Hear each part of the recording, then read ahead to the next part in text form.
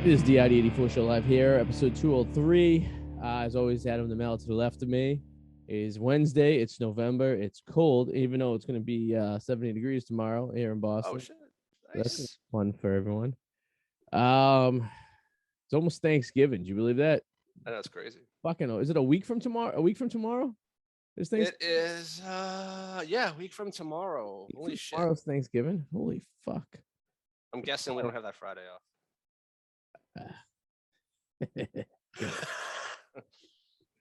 We'll figure something out. I think last year he let me work from home. I'm just gonna straight out ask him. That's right. You work from home. I think I worked a half day in the office. And then I'm just gonna straight out and be like, hey, listen, be easy if I can work from home. Yeah. Child care issue. Yeah. The month of December is gonna be a little odd for us because my babysitter's on vacation, so I have to work a couple days from home and fucking babysit at the same time. So that's gonna be fun. Gotta do what you gotta do. So it is what it is. What are you gonna do? But it's like the week before Christmas, so it doesn't really matter. It's garbage time, anyways, in the office. But not for us. We're still got 150-ish things to do in there. Oh, job security. I'm not too worried. That's true. You know what I mean? So if we had nothing left and we're going into the holidays, if we had nothing and we're going into the slow season, we're fucked. But since we have a plentiful amount in there, going into the slow season, I think we're gonna be all right. I'm not too concerned. That's true. But, we have a guest tonight. She'll be joining us shortly. Her name's Allison Wojtowecz. What? Oh, God damn. I can't even try. It's what nationality is that? Is that Jewish or is he that like Polish? You think? Wits? Yeah, I don't know. I know skis. I don't know. I'm sure this happens a lot to her. Yeah, I'm sure this is a very common thing. Probably why when we listened to the end of her last podcast, she just said, "This is Allison." Yeah, pretty much. Yeah. Allison. Who am I? Allison. Oh, hey, Allison. Howard Stern. Allison. It's my ex-wife, Allison. Yeah. You know, so it's funny. You know. I do have some news that came out over the last couple hours. That you're gonna be a father. A little concerned. Fuck no. It's really. If I am, then I don't know about it. Then you know before I do, because I don't fucking know. No, so I guess over the summer, this report just came out today. I guess over the summer, the Chinese launched a hypersonic missile test that went around the world. And General John Hayton, ongoing vice chairman of the Joint Chiefs of Staff, told CBS about the test during an interview. Quote, they launched a long-range missile. It went around the world, dropped off a hypersonic glide vehicle that glided all the way back to China and then hit the target. When asked if the missile hit the target directly, Hayton said, quote, close enough. Well, that's good. And Russia sent up a missile the other day. I don't know if you heard this one, into space, and it blew up, and it caused the International Space Station to go on a lockdown because there was like something was going up there. So now, just, you know, China and Russia are shooting missiles up into space and blowing them up. And I'm pretty sure are we, or are we just not knowing about it? I would hope. I don't know. So we have at least the technology to match theirs, wouldn't you say? Well, General Mark Miley, chairman of the Joint Chiefs of Staff, later acknowledged China conducted a hypersonic weapon test, which he said came very close to a Sputnik moment. The defense secretary said, no, I wouldn't call it a Sputnik moment, but the U.S. has concerns about China's growing military capabilities. Yeah. And they said, like, now we've highlighted as our pacing challenge. I mean, I have concerns, don't you? I have a lot of concerns. I have many concerns. In fact, this is why I get annoyed. And I'm going to say this right now. Let me speak here. No one's going to listen to me. Nobody listens to me, but that's fine. I have this to kind of document what I'm saying. And I am not an I told you so person, but I am kind of just throwing this out there, even though nobody will listen to me. Nobody listens to me. My friends don't listen. No one listens to anything I say, but I'm going to tell you this, people. Okay. Inflation is at a 30-year high. All right. Yep. The stock market keeps setting new records despite that. Things like Bitcoin and other stores of value are also reaching all-time highs, even though we just had a recent pullback of that market, but it's still close to relatively all-time high. Something is not right. Okay. There is going to be a giant, massive, cataclysmic fallback Sometime, I would say within the next year. I would say 8 months to a year from now, right? What do you think it's going to be? Like, what kind of fallback? Financially. And that's why I think people need to stop focusing on complaining on Twitter and looking at what people are saying on Twitter about, like, I understand this infrastructure bill is a big deal and complaining about Democrats, Republicans, but there is a much bigger picture here.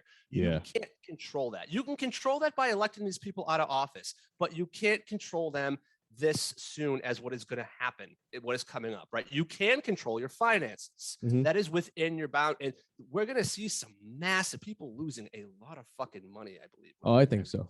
Right? I think this is going to be a good opportunity for someone like yourself or myself who are aware of this coming of Christ to take advantage of the system in a few years once it all kind of comes down and everyone else is left with their dicks in their hands. Yeah, like I agree. Fighting on Twitter about all this. So I agree 100% actually with you. I think it's there's going to be another dip. And I think a lot of people putting a lot of their apples in one bin instead of spreading them out.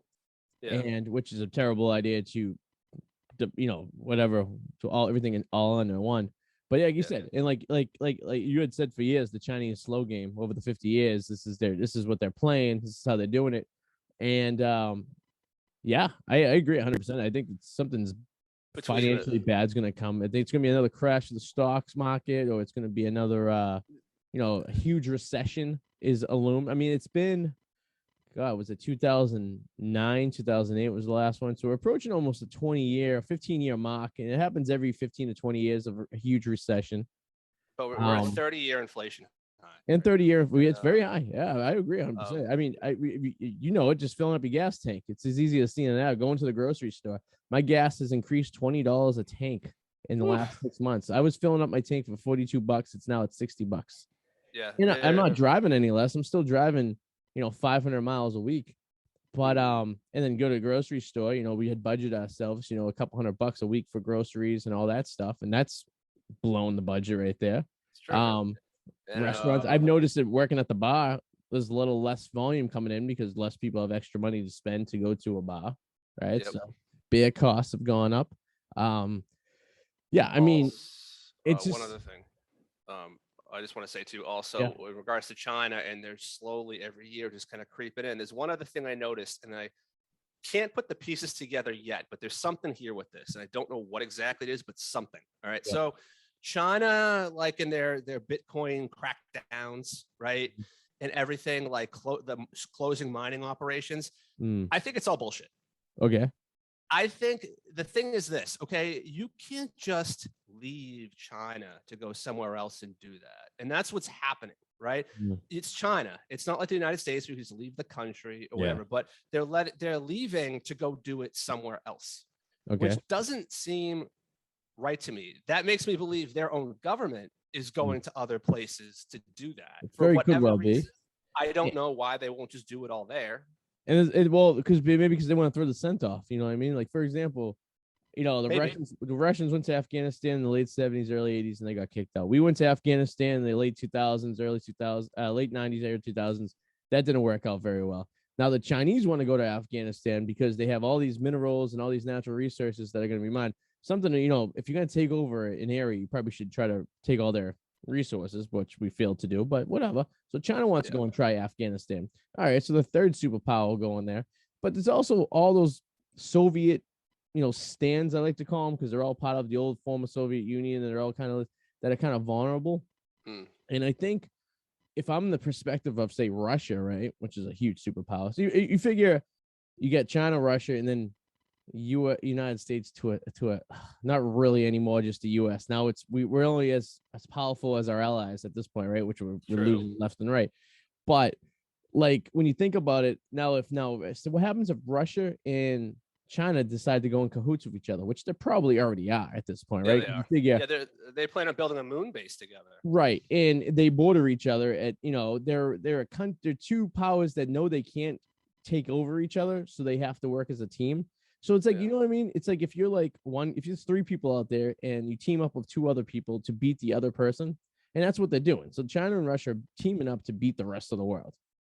And I don't know, that sounds a little smelly of a little bit of thing I like to call World War II, if you don't remember, when several superpowers got together to try to take over the world. I mean, it's not to that extent at this point. They're not. I mean, well, maybe the Chinese are killing people. I guess they do have their concentration camps to an extent, right? For the waggers, the wiggers, of they're calling them out there. That group of people they're trying to kill. The wiggers, the white people think they're black. No, but though what wag? I don't know what they're called, but. And then you have Russia. So it's basically like Germany and Japan. Now we just have Russia and China. It has all the makings of a world war when you think about it. And then you need that one event, that catalyst, that fire, that oil on the that gasoline on the fire to spark that war. And you know what that could very well be? Taiwan. Well, I was gonna say, or what the hell is the country that Russia wants to take over out there? Not Czechoslovakia.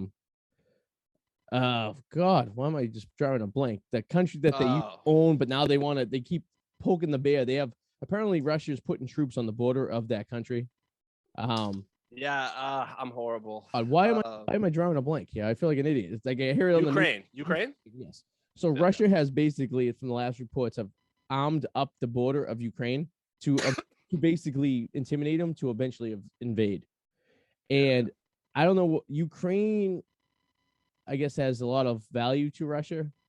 I don't know what it exactly is, but it's kind of like how much Taiwan has a lot of value to China, as in which there's a lot of money that can be made in this particular area, right? So basically what's going to happen is one day we're going to wake up and we're going to find out that China has invaded Taiwan and Russia has invaded Ukraine. And because we have the United States, that is, has a treaty with these two particular countries to protect them with the United Nations, we will be forced to get into a war with the two superpowers. And this is basically going to be World War III. You know what I'm saying? Because it's like, we cannot just let them take it over because it goes against everything that's in these treaties that we've signed with these countries.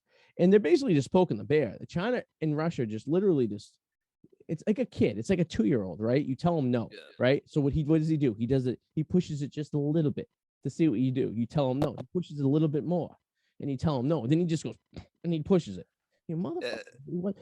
You know what I mean? And that's basically you're right.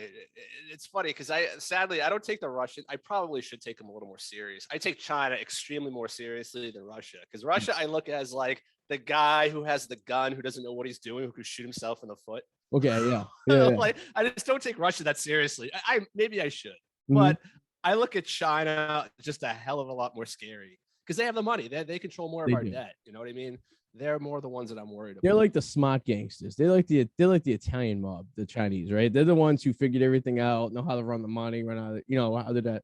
And Russia's like the Irish mob, who are just like they're trigger happy. They just want to kill. They don't think about before what they do. You know what I mean? They're like the whitey bulges, and they're like stealthy. Whereas China's more like the North End back in the day, where they have everything organized. Organized crime is the key right there. China's basically doing organized crime, and they have everyone by their balls because every single country in the world depends on China to get their goods. So this is our rant on current events. Yes. We're probably going to be censored by Facebook because they're not going to like us. They're going to shut us down because the Chinese won't like that. But that's right. The Chinese can't even use Facebook, or should I say metaverse? Or YouTube, for that matter.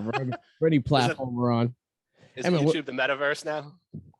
I mean, YouTube. Fuck you. I know we're on it, but it's just not doing us any favors. No, I know. I mean, no, sorry, Facebook. They rebranded themselves. They're Meta, right? Oh, is that what they call themselves now? Yeah, Metaverse. Yeah, they got rid of Facebook. They're going to be called the Metaverse. It's going to be like Meta World Peace. When like no, Metaverse. It's going to be like a virtual world kind of thing. That's what they're planning. That's awesome. I can't wait for that to happen. It makes more sense considering they collect our metadata. True. I wouldn't. Right? Oh, yeah. Well, I can't. I loathe for the day, and that Facebook has the same consequences as MySpace. Oh, God. You know, and I don't know what it's gonna be. I gotta tell you, we could talk about this, I guess, too, about Facebook, but I don't think a lot of the young kids are using this Facebook like we used Facebook. I think it's kind of like, I think it's phasing out, and I think they know that, and I think they need it. That's why they're trying to rebrand themselves. You can't blame them. I mean, it's kind of smart. Yeah, because I have little cousins who are like in their early 20s, late teens, and then they don't use Facebook. It's not anything. It doesn't do anything for them. They rather do use other avenues and stuff like that. You know, from whatever. For all I know, they have fake Facebook accounts for. I mean, I have 30 of them, but all right. Let's bring it, I guess, Allison. Allison W. And we're gonna find out exactly how to pronounce her last name. We are fucking clueless, and I don't think we're uneducated. I just think we just don't. Hey, right there. Hey guys. Hey, Allison. All right, Allison. so first question we have for you: how the hell you pronounce your last name? We've been Oh my gosh! Okay, I was like, damn, coming in hot with the questions. No, we've actually talked for the last 15 minutes about how we try to figure out how to pronounce your last name. And I was like, I'm sure she gets it a lot. Oh, for sure. I intentionally don't make it easy for anyone. It's Wojtowecz. Wow. So right. Yeah, it helps if you don't Slavic. Try to read it. Yeah. So kind of some Slavic going on there. Is that what Polish. it is? Polish. It is Polish. Right. Yeah. Interesting. And where are you joining us from tonight? I'm in Austin, Texas. Right? Yeah. Lucky you. Texas. Yeah. Yeah, I get to complain about it being in the 60s and cold right now. That's where we're at. That'd be terrible. How do you deal with that on a regular basis? I'm a survivor. Are you originally from Texas? Yeah, I grew up in a suburb just north of here called Round Rock. So Austin was like the home city. Oh, nice. Yeah. So you're used to the old Texas way. That's yeah. It's like a little bit of hippie and a little bit of Texas, you know. Yeah, Austin's an odd town. Not odd, but like an interesting town because like Texas is so like, you know, like cowboys and like, you know, open space and everything. But then you get these little pockets like Austin and like little parts of Dallas and Houston and stuff. They're just like, oh, it's interesting. It's an interesting mix. You know, it's fun. Yeah. I tell people like I eat organic, but it's because I hunted the thing, you know. Nice. Nice. Texas is cool. That's like my third state of evacuation when shit goes down in the Northeast. Is Florida number one? Florida's number one, South Carolina is number two, and Texas is number three. That's when I pack my Jeep and I drive south and I do everything I own. Y'all are both in Boston, right? Yeah. I'm against the Florida thing. I think they should just cut that thing off and let it like float away. I feel like everyone's gonna go nuts in Florida. People are gonna be jumping across to try and catch it as it floats off. I have no desire to. The thing about Texas, it's so damn big that there's so much space that you could literally like go and just be in the middle of nowhere and be all right before the rest of the population catches up to it, you know? Yeah, there was a stat I remember from being a kid. I don't know what the population was of the world 10 years ago, but as of 10 years ago, they would always brag to us that if everyone in the world moved to Texas, there's enough land for every single person in the world to have 1 square acre of property. There you go. It says it all right there. Yeah. They actually say that, you know, that garbage patch that's floating out in the middle of the ocean, that giant pollution, they say it's the size of Texas. Oh, shit. We can all move on to the garbage patch and have a square acre of garbage. It's so fucked up. I actually thoroughly enjoy. I was in Texas in May. I went down to I was in Arlington for the Rangers game when they played the Sox, and I thoroughly enjoyed it. It's like it's one of my favorite places to go, I gotta say. You know, it's a good time. Everyone's fun, and you know, it's sometimes some people are always confused that I don't sound more Texan. I'm like, just get me mad or drunk, like it'll come out, you know. There you go. It's big enough to be its own country. So like when shit goes down, I mean that the thing is like okay, I don't know how true this is because I'm from Texas and I literally had to take Texas history classes growing up. So this could be bullshit, but that's an honest answer. Oh, that's honest. I like it. I can cuss on here, right? Of course, yeah. The Texas state constitution, because Texas was its own country for 10 years, apparently like one of the stipulations they put into the state constitution when they joined the union was like, but we can still become our own country whenever we want. And so like little things like the Texas state flag is allowed to be flown at the same height as the American flag here. Like they just do little things like that to remind everyone that like Texas comes first. Correct. And there's also a clause in the Constitution that Texas can't get broken up into smaller states. So there was a thing where they wanted to break Texas up into like 5 different states at some point. But when they joined the union, they had said that they were never going to break up and they're always going to be the powerful and the size they are for that particular reason, which makes it 100%. That makes sense right there, because now they want to pull away and be like, hey, fuck you. We're just going to your own little place here, and we have enough people here and guarantee they could recruit enough people to go down to Texas to join their I mean, They were like, Texas was like, we want everyone in the city of Austin to have to drive at least 6 hours before they get out of the state of Texas in any direction.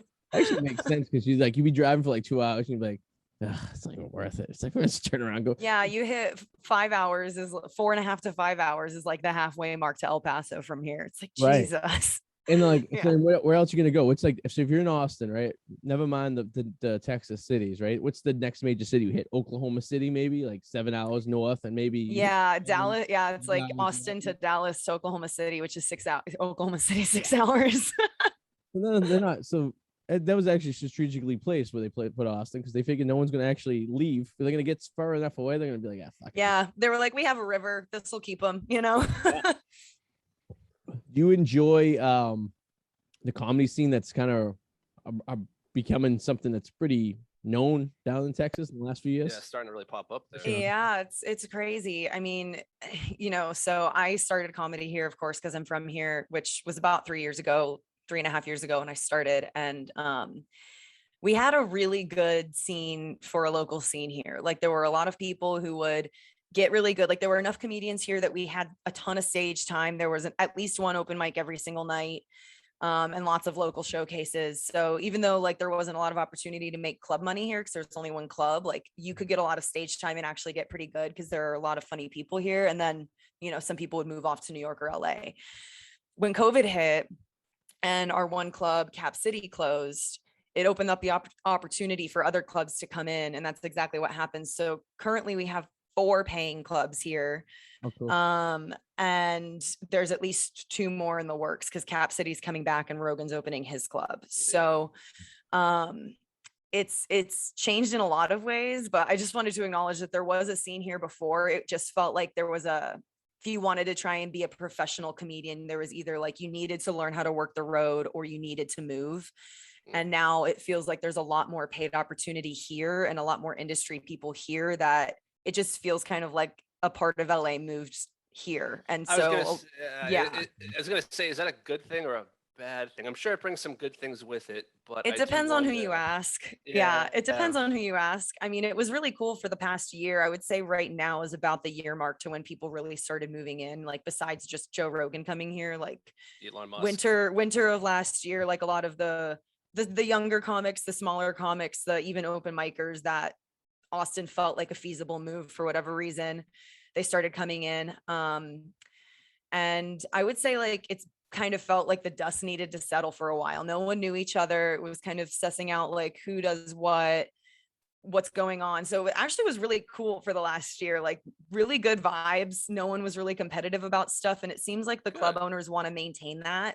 And even a lot of the Los Angeles people are like against some of the LA shit that would go on there, and they'll call it out because they're like, no, we're not building that here. So like I said, it depends who you ask. I mean, if you talk to some people that were here before, it seems like it hurt because they're not connecting with some of the new people. But to me, if you're doing the job to like connect with some of the new people and understand the new circuit, then it's a great opportunity. And I'm very happy with where it's going.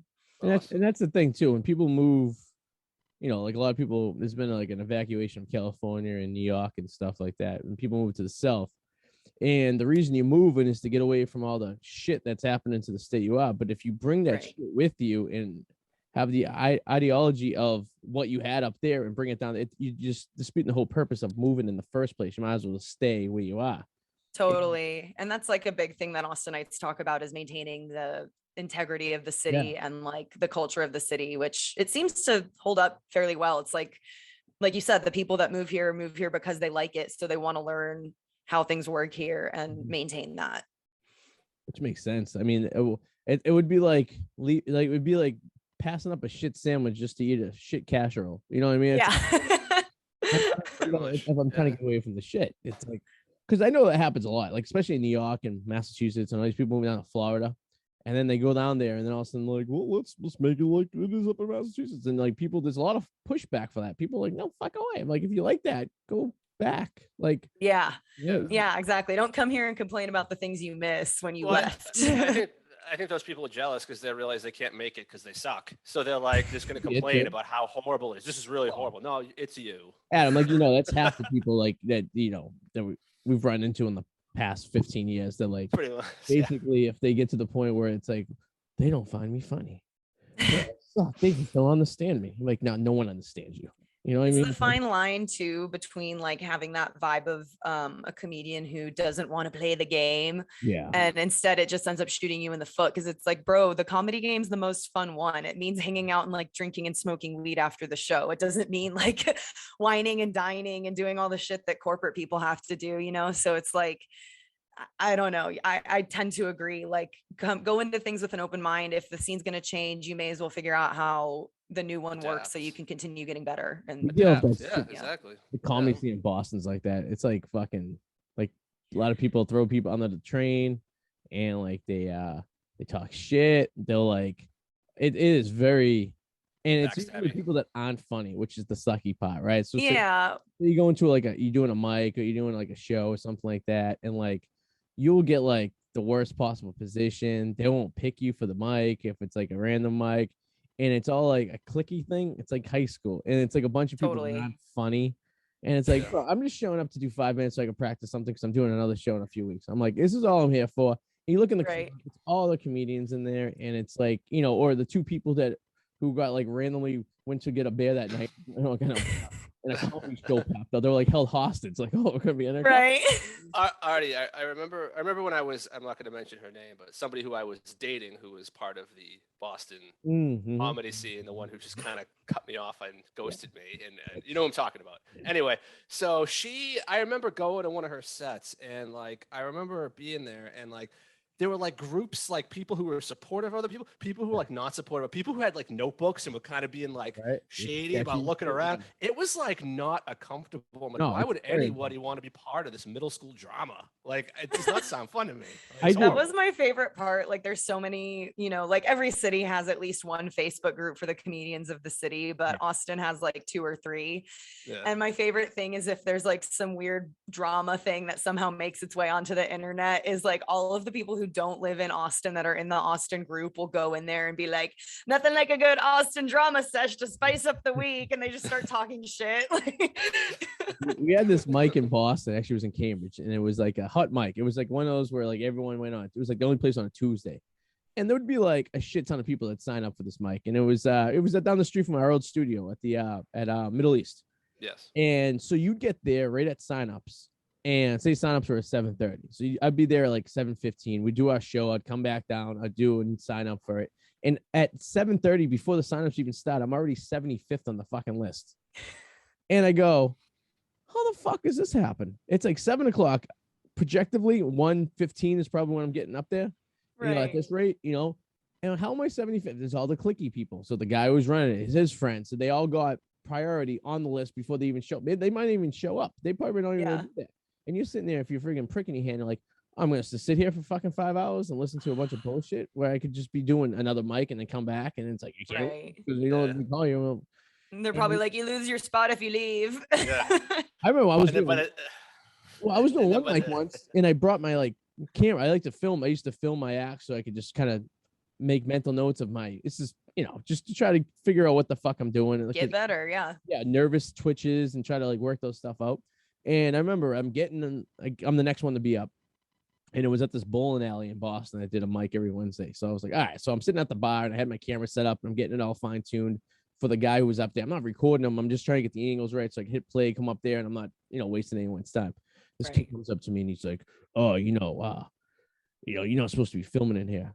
I go, no, I'm not filming. I'm filming my own. This is like, he was a fill-in for the host for that night, right? Yo, bro, I'm gonna cancel this guy on his open mic set. Yeah, right. Tell me about it, right? I go, no, but I go, it's not recording. I go, you know, it's a fucking red light that blinks on the camera. I'm not retired. Yeah. Think about it. I go, no, I'm setting my camera up because I'm going up next so I could record myself so I could do better. So I don't have to keep doing this every Wednesday night. Like, you're missing the point. You know what I mean? Like, this is the thing, you know what I mean? Oh, well, we just want to make sure because there's a lot of people stealing jokes. I'm like, yeah, I'm sure a lot of people coming to this bowling alley on Wednesday nights and sitting in the back like Dan Cook and stealing jokes all day. I'm sure that's happening here. Oh my God. You're very nervous of me stealing some of your jokes. I'll make sure I won't hit record until I go up there. How's that sound when you call me up there? Walks away. It was like, what the fuck is this guy? What's his problem? I go, we're all here just to have fun. It's all yeah. it should be one of those things where you're supporting each other and helping each other out. Like, yo, I have a show this night. Let's get you know what I mean? It shouldn't be like so like fucking cutthroat. Like you want to kill each other for no reason. Right. You know what I mean? To do a hobby, essentially, right? Yeah, right. You know what I mean? Imagine if you were like went to you were a ceramics club and like you were like breaking other people's fucking like porcelain ceramics because you're like, oh, they do Yeah. a bad job. I want Like- mine to be the best. Or like trading like baseball cards. You go to a convention, you're ripping up cards so your friend doesn't get them. Like something just stupid. Like And like, I don't know. I just look at these people and I'm just like, what the fuck? And like, so I don't know. Back in the day when we were at we used to be actually at a studio. We were at an online radio station several years ago, and we'd have these comics come on. And you know, sometimes we would hang out with them afterwards and we do stuff, and we get these turf wars that would get into, of like what open mics they own and like who's allowed into them, and I'm like, what the fuck is all this about? You know what I mean? It's like. That's so wild. That is one thing. Like, I do really appreciate the Austin scene. Like before COVID and after, I usually notice comedians, like if they watch someone else's set, it's like they're genuinely just wanting to see their set. And then I've watched and had several comedians do it to me where like someone goes up to someone after watching their set and they're like, hey, try this tag.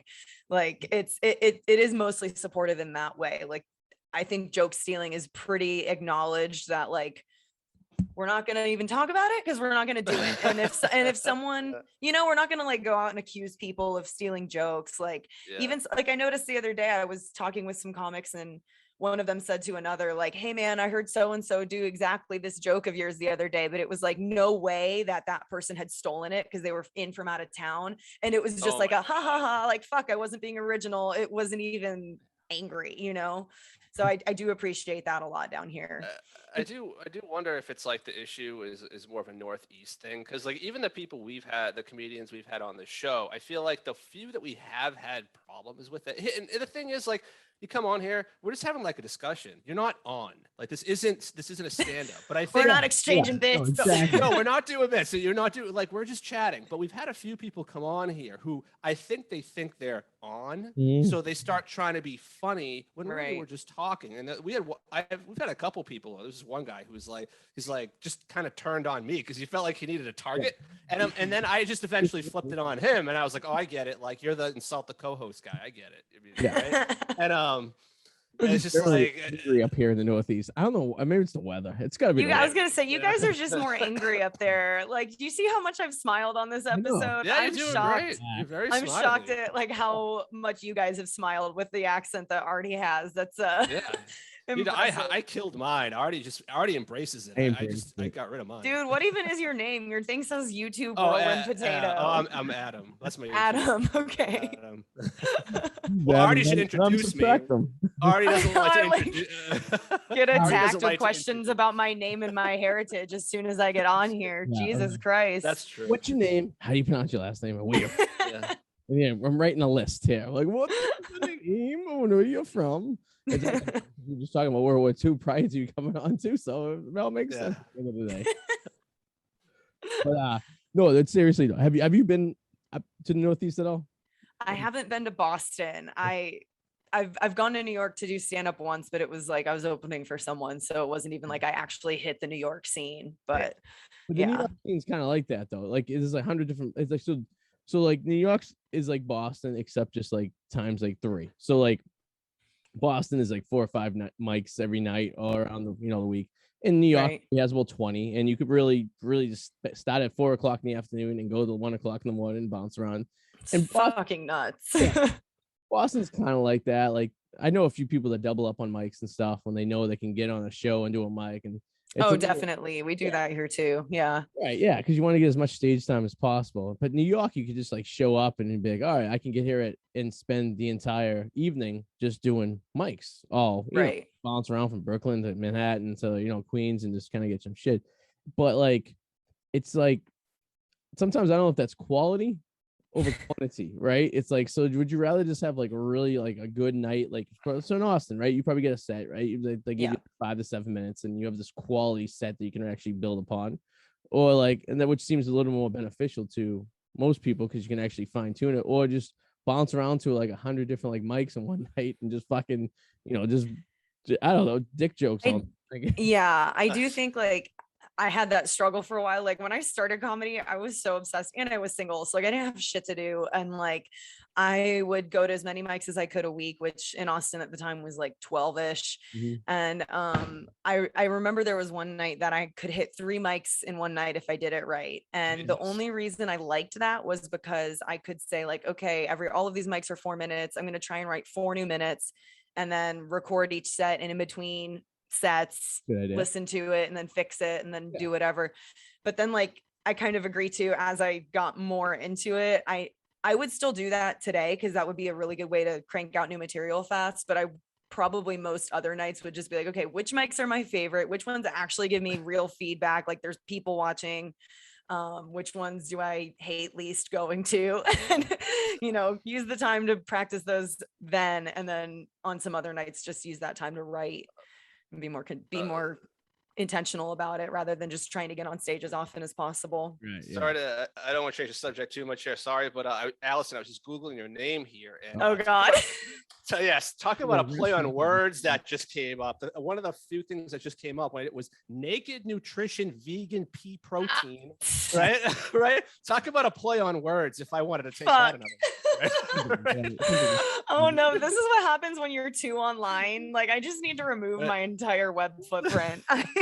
I'm like, okay, that's a brand. I'm like, okay, that could. Naked Nutrition's a supplement brand that I have worked with in the past through my fitness brand. Yeah, I was like, woof, okay. Allison running for Congress one day and they'll Google her name and they're like, that's an interesting Dude, why did you even say that? I've had so many people lately start calling me Senator Allison. I just like, get the fuck out of here. I learned a long time ago doing this show for almost 20 years that I had to not use my last name when I started posting stuff, because you do a lot of stuff when you're in college and you just don't really give a shit. And you realize that like 10 years later, when you may be applying for a job, that they could Google your name. And, hear about the time you had this girl, have fun with a wiffle ball bat while you're in studio. And, not that that was a bad thing at the time, but it's probably something your future employer doesn't want to know about, unless you work at the company and Adam and I work currently right now, where they actually encourage stuff like that, which is actually pretty funny. So I was gonna say that is an argument I think I've won with my mom when I post some dumb shit on the internet, and then she's like, "You'll never get a corporate job," and I'm like, "I don't want a corporate job." Yeah. Any suggestions out there? I'd be like, hey, listen, use a pen name, and then when you get famous, then it doesn't really matter at that point, because at that point, it's just what it is. What it, you know what I mean? Yeah. So, like, and I'm similar to you guys. I have all my stuff is like freelance. So they're like bosses, but clients at the same time. The people that run the companies I work with, they don't give a shit. They love that I do comedy. So it's like, sometimes cool, it's a nice relief, you know what I mean? Because it's like, well, this person has a personality, not some kind of like robot. Like, I am here to work.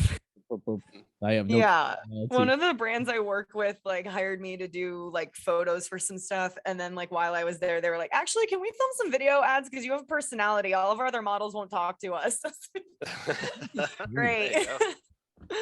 Thing too, it's like, why is someone so serious? Just relax, unwind a little bit, So I gotta ask, and maybe you can talk about it, maybe you can't. So out of all these products you have endorsed, maybe one you don't endorse anymore in terms of like fitness or whatever, are there ones that you tried to and you were like, this is just bullshit?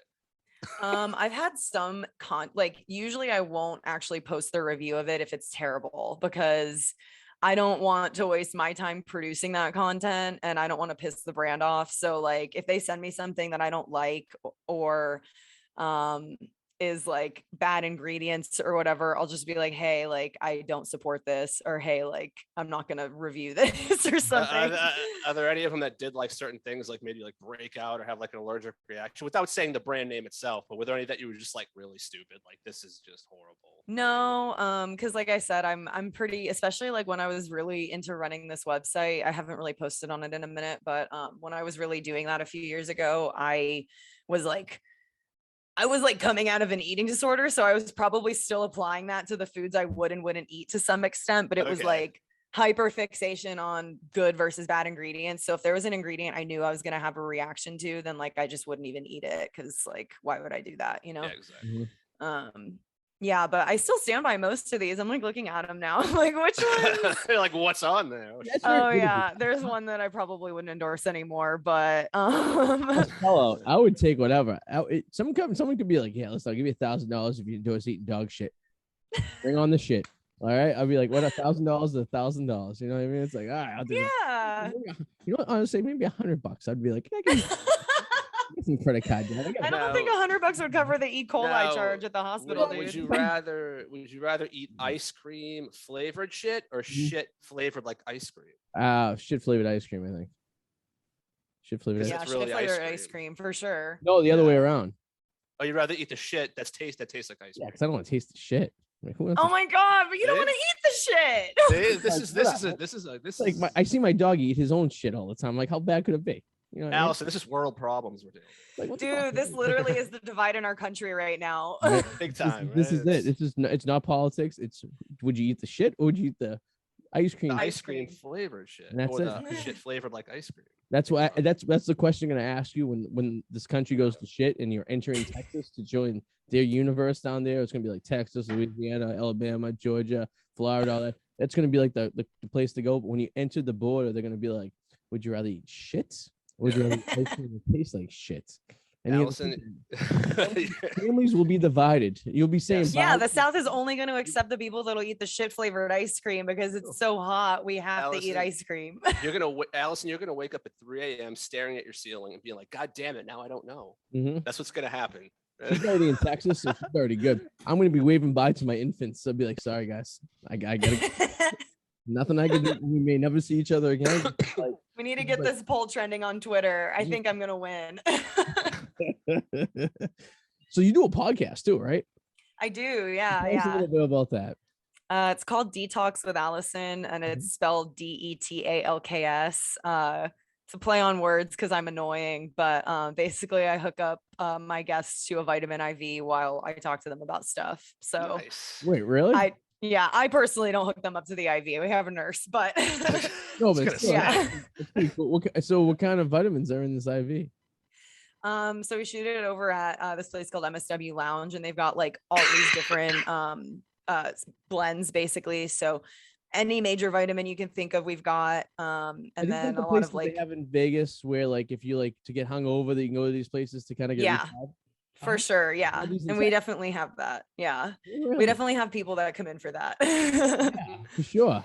Okay. Yeah. So it's fun. And we put like I usually put NAD in the podcast guests one too, which is the stuff Rogan won't stop talking about just because they're like, can I get the Rogan vitamin? And I'm like, yeah. So that's usually included.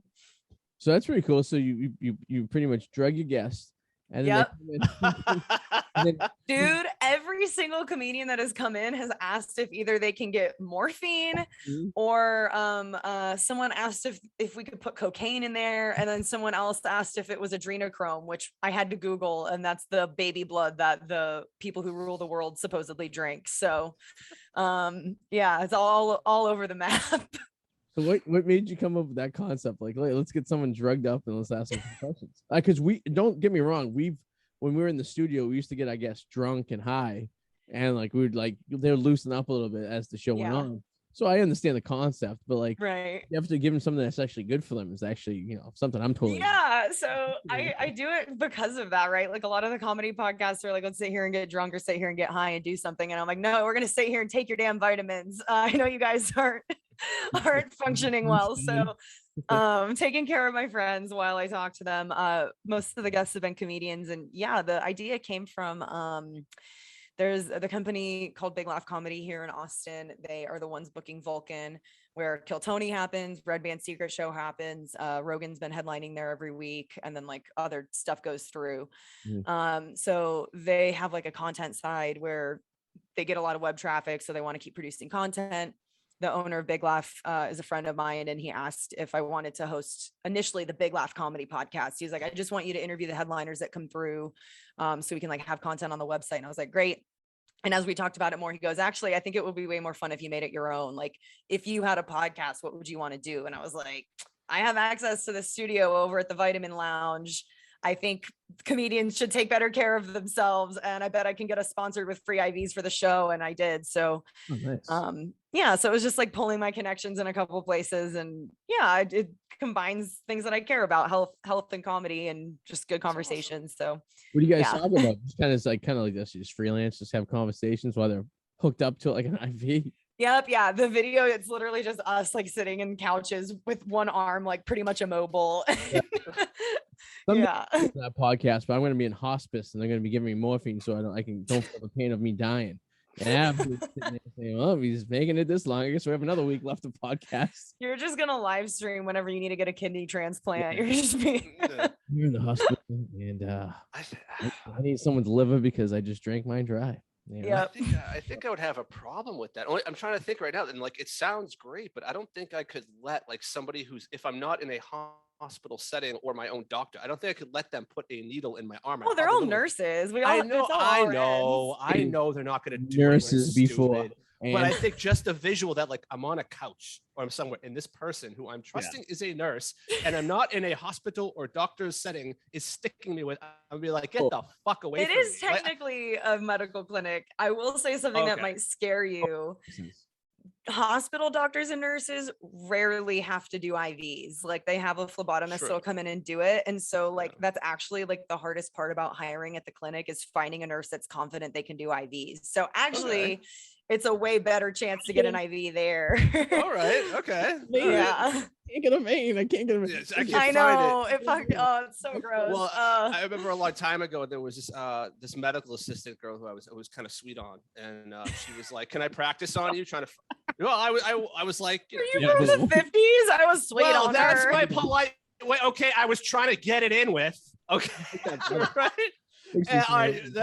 And so she was like, can I practice on you? And in my head, I'm like, because she wanted to like try to find me to come in and try to find a vein.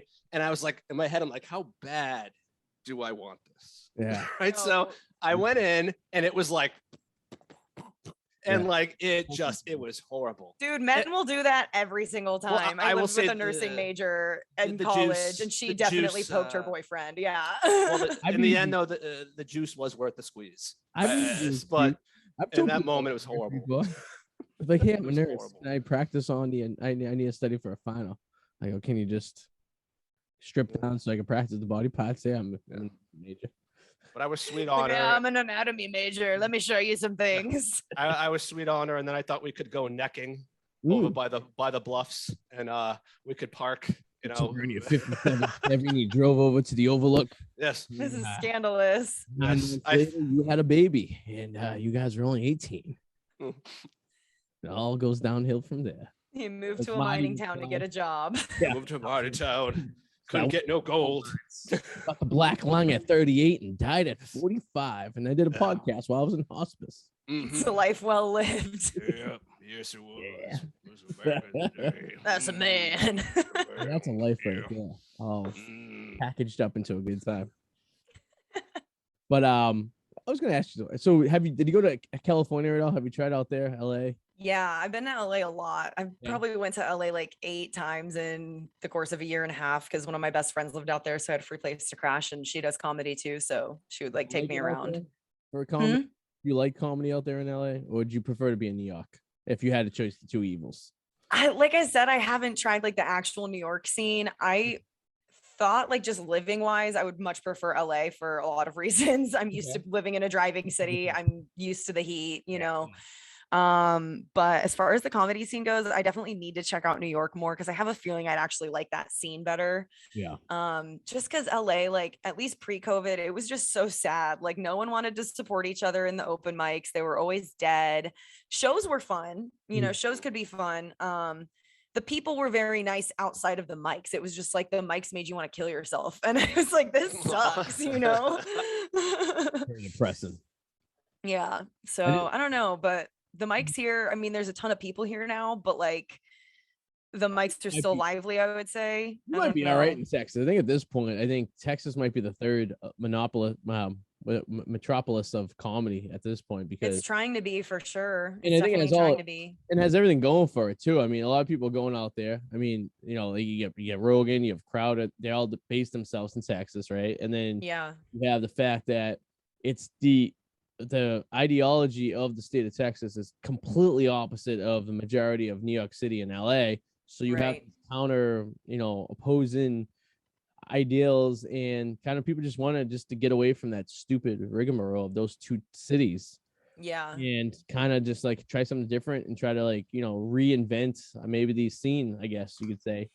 Yeah, And I mean, they're really trying to do that, lay the foundation for it and yeah, just build it right. correct. Like, and to Yeah. get all the shit that was from those two towns, and like I'll throw Boston and Philly up into the New York scene because it's all Northeast. It's all the same because you can get to one town from the other in a few hours. But like, so like the Northeast scene and in the California scene, it's just like people just don't want to deal with that shit. It's like, and I think people just dealt with it because there was no other option. It was either go to New York to do comedy or LA to do movies or acting or whatever like that if you really were whatever, and then you had nowhere else to go. I mean, Florida had a little bit, but it was like, I mean, you go down to Florida. I've done mics in Florida and stuff, and it's just kind of like it's Florida. You know It's what I mean? Florida. Yeah. It's like people enjoy it and people go down there and people like comedy down there, but it's like it's not like no one's moving to Florida to do this, right? And Yeah. Texas was like the first place to be like, it's and it makes sense. It's centrally located. It's like easy to get to. It's so Right. it can really hold a lot of people. People are really strong, opinionated Texans. I guess they probably have the most pride of any state of like. Yeah, and it's funny because anyone who moves here like instantly has Texas pride as soon as they move here. That's like the running joke. People who moved here 3 years ago are like, these new people, get off my lawn, and it's like, okay, I like the fact that you go to Walmart and like there's a guy with a 6-shooter on the side of him and no one's doing anything wrong. Does every new resident get a gun? Dude, look, I have my license to carry a handgun. I never carry, but I have it because I own a handgun, and I just wanted to have the license, right? Don't convince us. We already knew that. And well, I say that because like I try to pay attention to the gun laws just so I'm in the know. And whenever the freaking like constitutional carry thing was that went into Texas, like I don't know what happened in the city of Austin, but like suddenly bars just didn't care if people were carrying their gun in them anymore. Yeah. Like, I think technically it's still illegal to do that, but the city of Austin is just not really doing anything about it anymore. And so I've like seen people just open carrying a holster like in a bar at a comedy show. And I'm like, what are you doing? I've seen that. I was in Dallas once and I was at a pool hall and there was people with guns on them and I didn't think much of it at the time. And then I watched. You're definitely not supposed to have a gun inside of a building that makes more than half of its money from alcohol. That's like a huge rule. Yeah. That's how it's in most places. Like, even Massachusetts that way. You're not allowed to bring a gun to a bar. Some idea. But then I watched Miss Congeniality. What the fuck? I did have a stroke. Congeniality? Is that what you're trying to say? You're referencing a Sandra Bullock movie. She also lives in Austin, by the way. Yeah. Sandra Bullock movie where she was a Miss Congeniality. Miss Congeniality. That's it. And then the guy had the gun, and she's like, "Gun!" And she like jumps into Texas. Everyone has a gun. And it's like, yeah, that makes sense. Everyone has a gun. Yeah. Why would I say? Okay. I can't pronounce words tonight. What else is new tonight? Yeah, but like on the scene stuff, like I've definitely met more people from California than New York here, especially the ones that have moved. But I've definitely talked to like certain people. I mean, people who book, right? Like Red Band's said it to me before, like some other people that know the LA scene very well, is they do really like that Texas gives them an opportunity to build a comedy scene without having to worry about Hollywood and everyone's goals with Hollywood. Because like you said, if people are moving to LA, it's like, okay, yeah, I'm doing comedy, but also I may as well get an agent and try and get on TV because that's how you get famous. And there's a lot of like Hollywood bullshit that comes with that. And there's definitely some of Hollywood moving here too, like Netflix and HBO, I think just both announced that they're building headquarters here, but it's not the same. So it kind of did give us a clean slate in some ways. Back in the late 90s, I was supposed to be famous. They were like, I was gonna move out to LA, and then my guy I knew was like, there's this guy Javi you're gonna meet with, Javi Weinstein. I'm like, oh, great. And then I met with him, and he's like, yeah, I'm not looking for someone like you. I'm looking for a girl so I can diddle. That's the end of my acting career. So I was gonna say, did you just try a bit on me? What's going on? Yeah. Womp, womp. Oh man. But well, Allison, not his type. No, a little bit off. A little too hairy for his liking, I guess. But do you have a website? Where can people find your first or your podcast? Where can we find that? And where can we if anyone wants to book you for a gig or find any of your material, where can they go get you? Yeah, most of my stuff is Alliwo, ALLIWO. That's Instagram, and my website's also alliwo.com. And I think it's like at Allie Will on Facebook to find my page on there. And then, yeah, the podcast again, it's Detox with Allison, DETALKS. And that's on all the places you can listen to it. It's on Big Laugh Comedy YouTube channel and blcomedy.com under podcast. So Sweet. those are the things. Well, I'm just gonna call you Allie Will because it's easy to pronounce. It's my nickname, yeah, for sure. The last name like that, you need an abbreviation, which you know. I've had so many people try to talk me into making Allie Will my stage name, and I'm like, but I'm not Eliza. Adam is a very intelligent guy who understands the English language. I'd say pretty thoroughly than most of my friends, and he has Thank you. the I last appreciate name. that. So, you know, to me, I didn't feel so bad. No, like, well, Wojtowecz is in English though, so yeah, I guess that's true too. He's a what's the word? He's a pronouncer. It's a study of pronouncing. A pronounceologist. Pronounceologist. I like it. Well, Allison, thank you for joining us. Yeah. And if we're ever in the Austin area, we'll be sure to contact you because yeah, hit me up. I run a show here, and I know who else to hit up. So, cool. And if you're ever in Boston, likewise, let us know. hell yeah. Sounds Nice good. meet you, Allison. Have a good night. Thank you guys. You Fine Texas night. too. Thank you. I think a linguist, someone who can pronounce words. Is that what it is? Articulation. I don't fucking know. Allie Will. Allison, you want to give her last name a shot? No. Allie Will. That's all you gotta do. Allie Woe. This is Allie Woe. She's nice. I like her sass. She's funny. When I'm bad at, so when Adam is struggling, that's when we have a problem. Because I mean, that's for the most part, like you're like the life vest for me Thank in you. English language. Yeah, I appreciate it. And here's the thing too. I'm not a dumb guy. I just don't like reading, and I never finished a book in my life. Yeah, here's the thing. You're not dumb, but you can sound it sometimes. You just have to pull it together sometimes. Yeah, it's there, and I can navigate you, and I know what you're saying. You just need to sometimes get there. I yell at my son for the same exact thing when he's like, dude, he's like, ooh, and I'm like, oh, dude, you get ADD, and I'm like, oh, look, I'm talking to myself because I get the same exact problem. Like he just like loses like focus. You know what I mean? Like there were times if we were at like a round table discussion and you were trying to say, yeah, the thing is like I know what you're saying, but like if it's but I know what you're doing.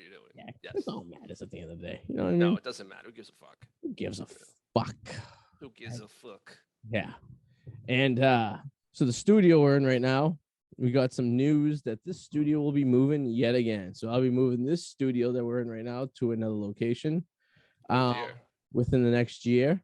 Mm-hmm. Not the house. The house has stayed the same, but my actual studio. I am losing my studio. I will let everyone know the reason why I'm losing my studio. I'll let you know, obviously, beforehand. But yeah. So I just feel like I am living the life of the American dad. I get a little bit of something, and then it keeps shrinking, and it keeps shrinking, and it keeps shrinking until I have to build a shed in my backyard, and we have to do the show from back there. I kind of feel like I said something like this would happen. Like yeah, years ago. I'm losing territory. Liberties are getting taken away. You're like the American person. Yeah, and I felt like I made such a distinct move to be like, all right, I dominated my territory at this house, and I was like, this is, and like now I'm exiled to the porch, which is fine. And I feel like Sue gave me like, oh yeah, you can have the. She was giving me the porch because she knew other areas were going to be taken over. So I have to watch a Patriots game in 40 degrees on a porch in November, and that's but I can do anything I want out there. That's my territory. But it's November. She's open the door. This is like I feel like a prisoner here. Like now she's looking at me across the room. Like she's gonna hit you. Yeah. Yeah. So I've been exiled to the back porch and the porch. So there you go. Looking forward to Sunday. Sunday's gonna be interesting. Friendsgiving. Oh, it's gonna be really interesting because it's gonna be, you're bringing your date. Eric's bringing a date. Joey's bringing a date. Can't wait to see the porch though. Looks good. Porch is nice. Hopefully the weather's nice. With 3 TVs going with different football games on. Right. Are you still looking at me over there? She's like staring at me like she's like angry. Oh, she's smiling though, so she's not angry. So I'll at least get dinner tonight. That's good. Is it a real smile though? Oh, I don't know. Okay. It's waiting for you, dinner. Oh, good. All right. Well, we should wrap this up. Adam, anything you plug in real quick? You can always check out my YouTube channel, The Whirlwind Potato. That's good. And you can check me out in my probably by this time next year underneath my porch in the back of the house, because that's where I'll be limited to. So I have to buy a shed for like all my my lawnmower and stuff like this. And I'm really considering buying a big shed that I can just live out there. I put bunk beds out there. Maybe you can sleep over. Maybe we can have a campfire. Get a heater, get some heating going on there. Yeah. There's some illegal electricity going into that place. I'll be an extension cord I buried under the backyard into the place. I can help you set up a little grow house next to it. Like my neighbor next door. Yeah. We got to do something. I have to retake my territory, Adam. I'm losing ground. You do. You're not going to win, man. Or you'll get a little bit of it, and then you're going to lose it again. That's what's going to happen. It make you feel like you win, but you don't. Yeah, like the porch. I thought I got to win. I put the 3 TVs out there on the porch.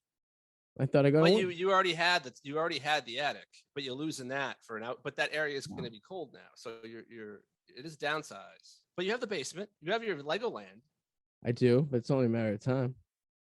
Could be. And once I invest the money into redoing that section, it's only a matter of time until Henry's hanging out with his friends playing, PlayStation 8, and, whatever, how many years from now it is. And I'm saying, oh, this is where I used to go just to chill and just watch TV. And now all of West Newbury is here playing video games on a Tuesday after school. I'm like, oh, so I lost that space. Yeah. Next thing you know, you're like George and using the couch at work just to hang out. Well, that's the problem. We'll probably have to take over the company, and then I'll just be there on a Friday, way past longer than I should be there on a Friday, annoying all the people who are like so we're in our 30s, who fast forward 20 years, who are in their 30s, and they're like, why is the boss still here on a Friday when he has a boat and he lives downtown? He can be doing anything he wants. It's because he doesn't have the space anymore. So yeah, that's basically gonna be us. So. Let's not create a self-fulfilled prophecy, because there is that whole jinxing it to create that for yourself. Yeah, no, that's true. Let's not. It's not there yet. You got time. You can do this. I believe in you. Yeah, it's always the Powerball you can win. You know what I mean? That could change things dramatically, and everything is just feels so much better. So, yeah. All right, sir. Well, it's been a pleasure. All right, my friend. We'll do this again. So, next week, possibly, we'll finalize it tomorrow, but we may be live on location. Adam and I may actually be together in the same place. Live show next week. We might figure this out. Tomorrow I go to the place in which this, so we'll figure it out, but I'll let you know. If not, we'll be here the day before Thanksgiving. And that's I would say the day I get probably the third most drunkest in the year, the day before Thanksgiving. So it'll be a good time. Can't wait to see it. Yeah. All right. Well, all right, buddy. Hey, like us on iTunes, YouTube, Facebook. Toodaloo, motherfuckers. See you later. Bye. All right, Facebook. See you later, motherfuckers. Bye.